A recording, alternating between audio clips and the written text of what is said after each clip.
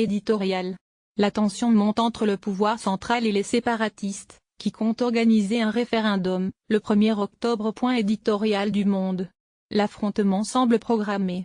Le président séparatiste de la région de Catalogne, Carles Puigdemont, et le chef du gouvernement espagnol, Mariano Rajoy, sont en conflit ouvert. L'antagonisme a rarement été aussi intense. Puigdemont et les séparatistes catalans s'apprêtent à organiser, le 1er octobre, un référendum sur l'indépendance de la Catalogne. Le pouvoir central a d'ores et déjà déclaré illégal.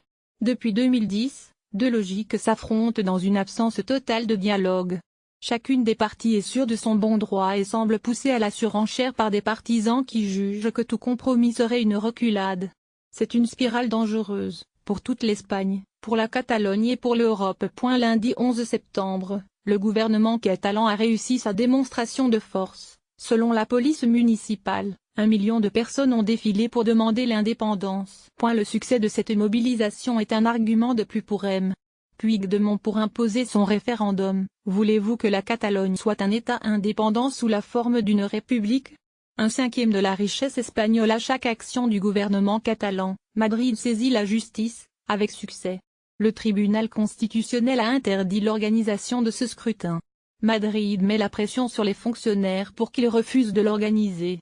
Barcelone met la même pression sur les mairies catalanes pour qu'elles y procèdent. En 2010, le tribunal constitutionnel a invalidé une partie du statut d'autonomie de la Catalogne adopté en 2006 par l'ancien gouvernement socialiste et largement approuvé par référendum.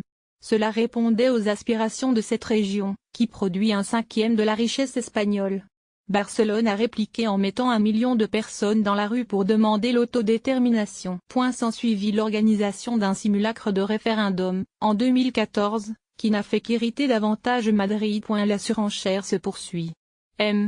Puigdemont, farouche partisan de l'indépendance, gouverne avec le soutien d'un groupe d'extrême gauche, anti-européen, la CUP. L'hostilité à Madrid est l'unique ciment d'un gouvernement régional fragile. Les indépendantistes n'ont réuni que 48% des voix aux élections régionales de 2015, mais une majorité en siège. Absurdité. Le sentiment anti-catalan s'exacerbe en Espagne, et anti-espagnol en Catalogne. En témoignent les sifflets dont le roi et Rajoy ont été l'objet lors de la marche contre le terrorisme après les attentats de Barcelone et de Cambrils, le 17 août. Que dire de ces millions d'Espagnols venus d'autres régions du pays pour travailler en Catalogne et qui se trouvent pris au piège de ce conflit? Madrid prive de parole les voix catalanes qui sont contre l'indépendance.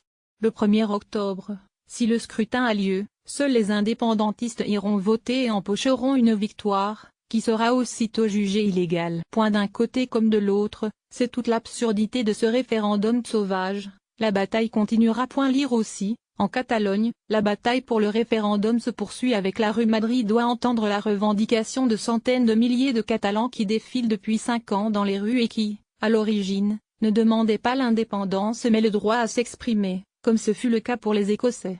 Le Premier ministre David Cameron a autorisé Édimbourg à organiser le vote. Les indépendantistes ont perdu. Rajoy devrait suivre cet exemple, tout en convainquant une majorité de Catalans de cette vérité. Leur avenir européen reste dans l'Espagne.